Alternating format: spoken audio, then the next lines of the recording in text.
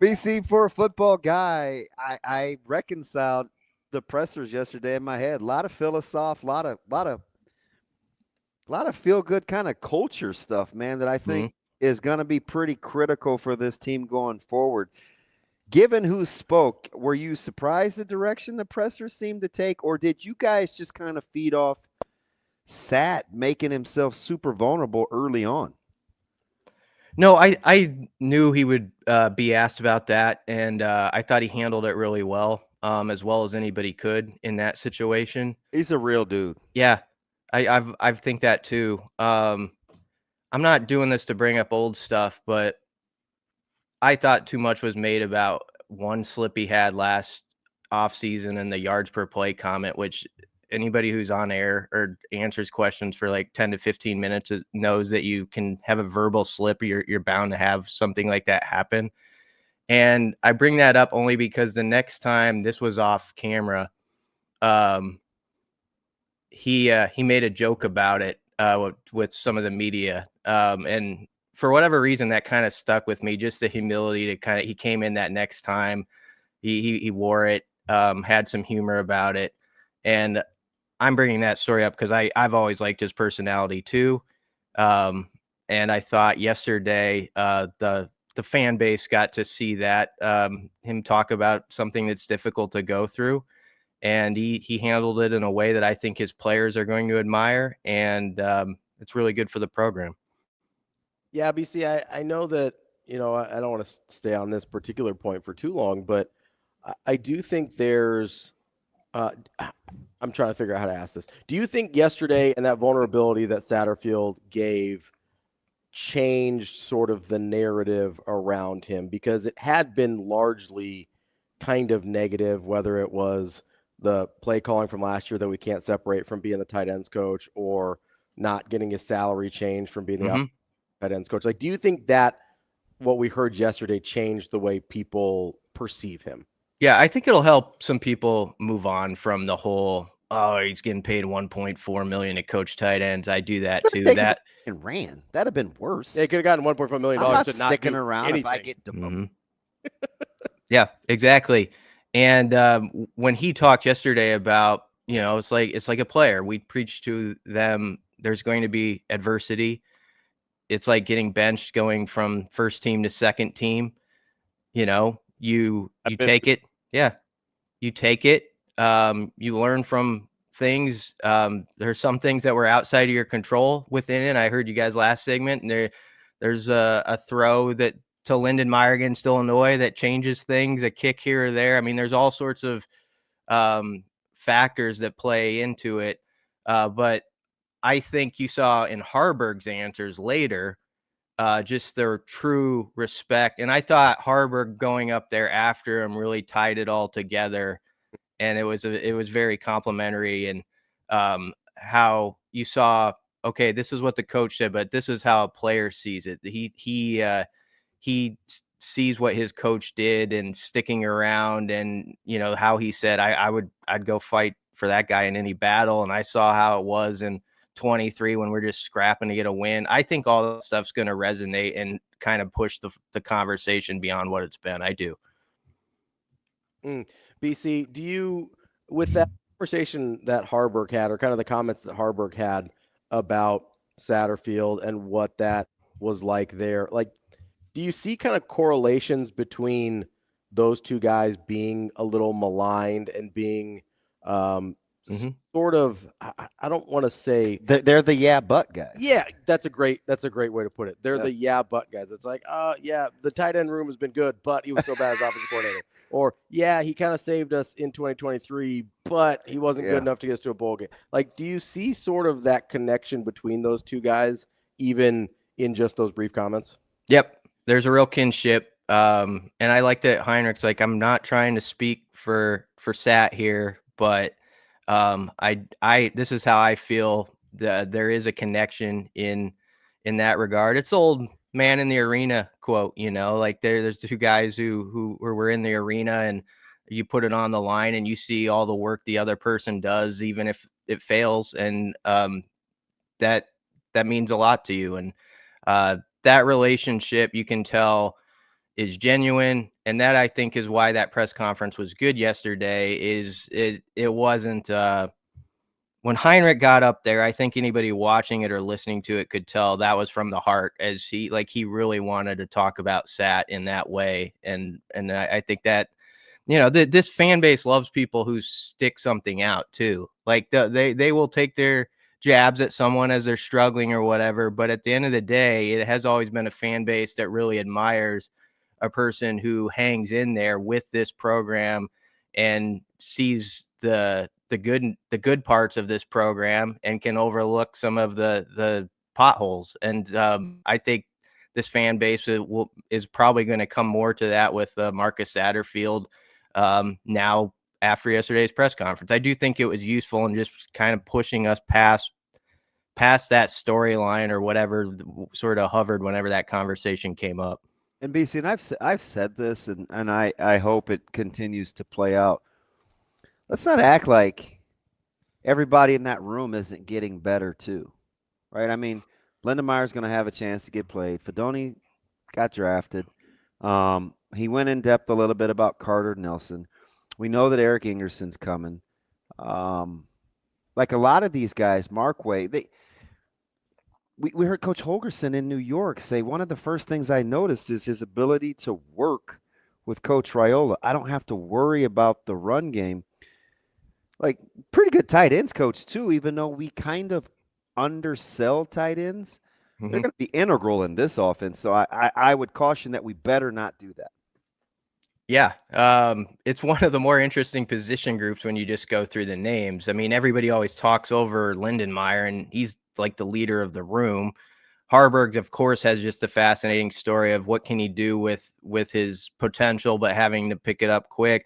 Then you hear a name like Echternock, come up yesterday as a walk-on who has come on and, could fight for the rotation. And I know there's other guys as well sort of trying to knock on that door.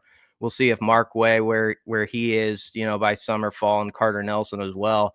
But you hear that Carter Nelson's up to 238, and you can just tell the excitement on the coaching staff about like what could happen there. Obviously, there's going to have to be a lot of work put in, but they see all the traits in him, and they're going to want to develop him, and that's going to be fun. And so, yeah, he's got an exciting room, and I think he always has said this even when he was OC about tight ends. It's the position that has to do like everything. And to him, I think it truly is the best position on the football field. So I took him at his word when he said, I'm having the best time of my coaching life, or whatever that quote was there at the end. I feel like, he probably has some weight off his shoulders now, and he's just coaching ball. And by the way, he's a good recruiter. He spots guys that are, maybe going to take off in this program. And he's been good in Colorado. And like a guy like Jordan Ochoa is a guy that he was kind of in on. And he's always kind of brought up in that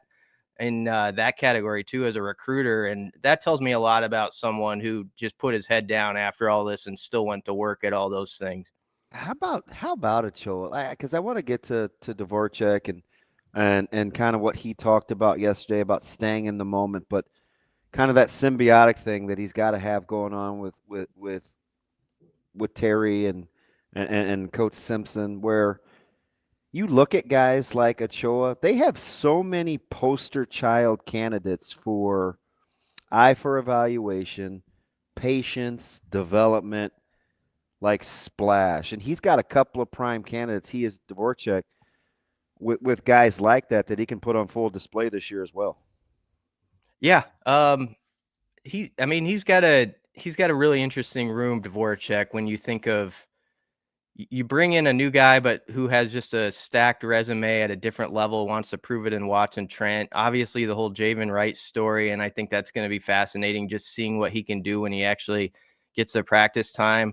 And then I thought his Dvorak's best quote to me was when he was asked about, Vincent Shavers, and just like that constant, like, yesterday's yesterday. We're moving on from that. Whatever meeting you're in, whatever moment you're in, that's where the focus is, and getting something out of that, and what he's driving home to Shavers. And I can't lie. When we were over there the other day, and it's only like a 25-minute segment that we were watching, and I was watching the defense in the Hawks, and Shavers, man, my eyes just drawn to that guy. Like he's just the way he moves and stuff. It's exciting, but I think he's got the coach with the right temperament for his talent and his potential to work with him and like just keep pushing, man. You've done some stuff, but there's more. And I think Shavers has that kind of mindset from the times I've talked to him too. So I'm excited how that relationship just keeps building. Wait, weren't you the Scorsese with the behind the phone? What did Brunt refer to you as? Is the because the footage? Oh, phone and Brunt's was like BC with the Scorsese. Who was the director that he referred you to? yeah, Scorsese. It's an ongoing joke. Did that with Brunt's your has. Yeah, I do iPhone videos for us, and they're very elementary compared to the TV people. I thought that was pretty crisp. I'm like, that's not his phone. Yeah, I did it with the phone. So Bruns will always call me the Scorsese or the Ang Lee of practice footage. Ongoing joke. But yeah, people can check out that amazing footage on Husker247 if they want to. But yeah, that was my responsibility, just holding up my phone like a little dork and trying to capture the moment, capture Terry Braden at work. He must be an incredible person because according to you and Shafe, he just ruins you guys and you just chuckle it up and shake it off. Bruns must be an amazing person. Well, he always wears that A's hat, so you're like, okay, buddy, you're dealing with some things, so I'll let it slide. That's how that works. Oh, wow. Said the Twins fan. Although they got 6 in the first last Yeah. night, I think they'll beat the Fathers again today, man. The A's, I actually like their roster, BC, not to derail you. No, that's okay. Brunson and I like the A's too, because the A's and Twins are basically a paired organization. Every guy eventually plays for one or the other. Like a Ravi Grossman always comes through and is on one of our rosters. So Brunson and I always compare notes. We're like, oh, yeah, he was with the Twins in 2019, and he's still hitting 221. That's awesome. He's still hitting 221. We're talking with Brian Christopherson, Husker247. With that answer about Vincent Shavers, I think most people's minds kind of went to like, hey, it doesn't matter what you accomplished last year. You still have to work and do it today. I also kind of thought about it from the other side of the coin.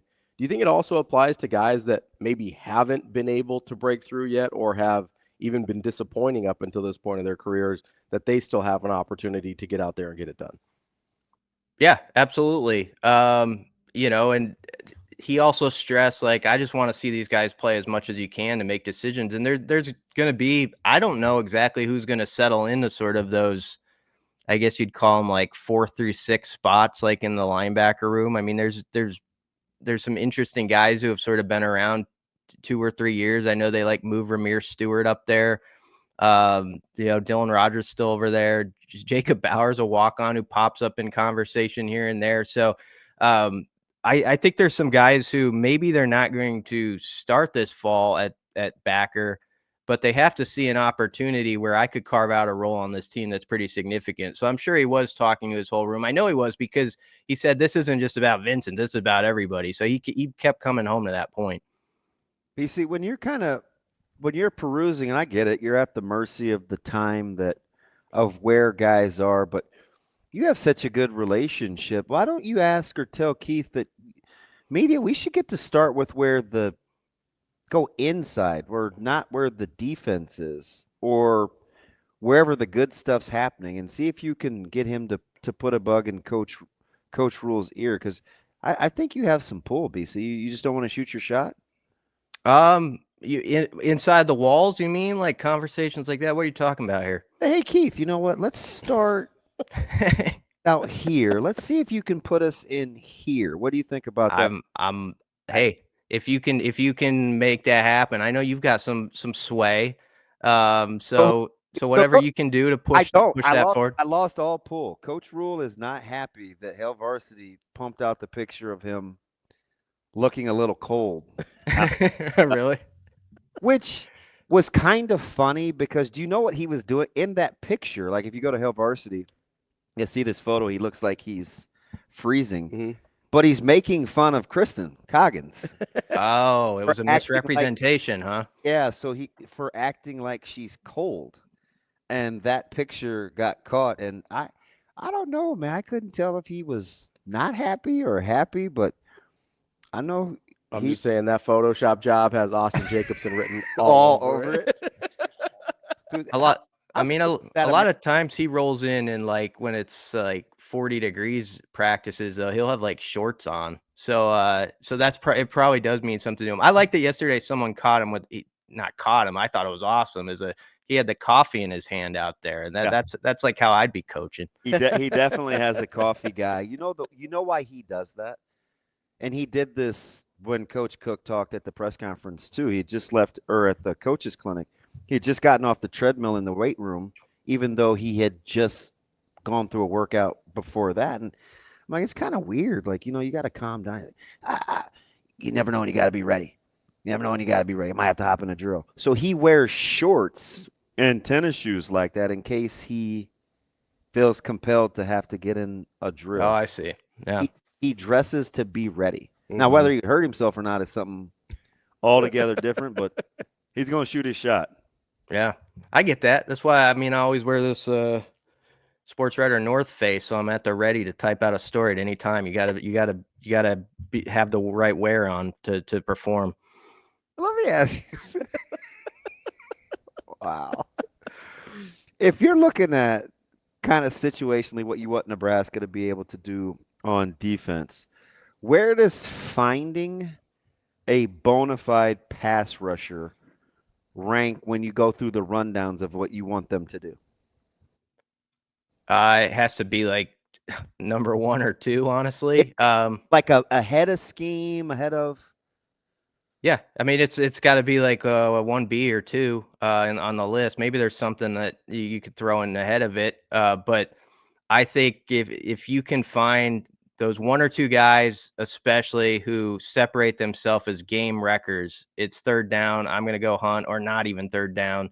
That changes the whole game. And so I think they've got possibilities there. You don't want to talk too much about names at this point, but McGahee is a guy that I'm excited about. So I think McGahee played 117 snaps last year. And if you think about that sample size, he had like 13 tackles, 1.5 TFLs, sack. He had 2 forced fumbles, and he had like 2 or 3 almost forced fumbles. And so I know people say, well, it didn't happen, but you saw that, like, man, he's that close, and he didn't have that much of a runway into his first year. What could he do now in that second season? You don't want to put too much pressure on him, but he's a guy that I'm excited about, and I'm as curious as anybody with McCullough and like how that's going to pop out. But I think there could be others, that emerge. And watching Keona Davis and Williams Winnari the other day work out, just, it is what it is, individual type drills, but I like how they look, at least, and I like how they were getting after it and getting praise from Terry Braden. So there's options to develop this offseason to make that a reality. We're like kindred spirits, BC. We just keep feeding each other. It's interesting you brought up the almost forced fumble, and that there was a stretch where Coach Butler was talking during the coaching clinic, and he had these cut-ups of what he would call run-bys or almosts. Yep. Versus affecting the quarterback, because they're on this affecting the quarterback thing. And he had a couple of clips of his guys kind of overrunning the quarterback, and then he climbs the pocket. Illinois famously, there was a couple against Wisconsin versus a guy, and then he showed a couple of like getting your hand up on a quarterback, and Bullock had a couple, and Shavers had one where he said this needs to be intentional, where when you're rushing the passer, you need to get your hands up or on that quarterback's arm. Don't just get near his feet. It has to be intentional to not have it be a pressure, but a forced, and then you fill in the blank, right? Like, and he had like 8 or 9 clips just ready to roll where you could tell that's something that he's bent on when you say, well, he almost got there. Like they track that stuff to get better, and they want it to be intentional in practice when they work those drills. I thought it was fascinating, just a little minor thing like that. You're talking about 6 inches. Yep. but he's got all the cut-ups. Well, if you want, okay, McGahee last year was an example of had a good season. Don't get me wrong, but almost plays were there. The year before, Javen Wright had in 23 a bunch of almost plays. He got some too, but if you want the ultimate example, I think of that game in Boulder where he almost hit Shedeur Sanders as he's going to throw it. Ends up being a 50-yard pass. Nebraska had momentum. It got wrestled away on that one play. That ends up a 36-14 game. Everyone's like, yeah, Nebraska got waxed and all this stuff. That's the type of play that changes the whole thing. If you can get the, like you're talking about, Damon, it's just a few inches here or there. It's everything. And they know it. Like I Mhm. appreciated the fact that they're not resting. Right? I mean, that's kind of maniacal. Mm-hmm. You know? Yeah, and I got to think guys too, like McGahee and those guys love to, everybody wants to get sacks and those numbers, and so anything you can do, be like, this is how close this was to going as a big play in the stat sheet, all those things you want. If you do this can change it. So, yeah, a few of those plays are the difference between 7-6 and 9-4 at least, or something like that. That's our guy, Brian Christopherson, Husker247. BC, we appreciate it as always. We'll talk to you next week. Thanks, B. Yeah, thanks for having me, guys.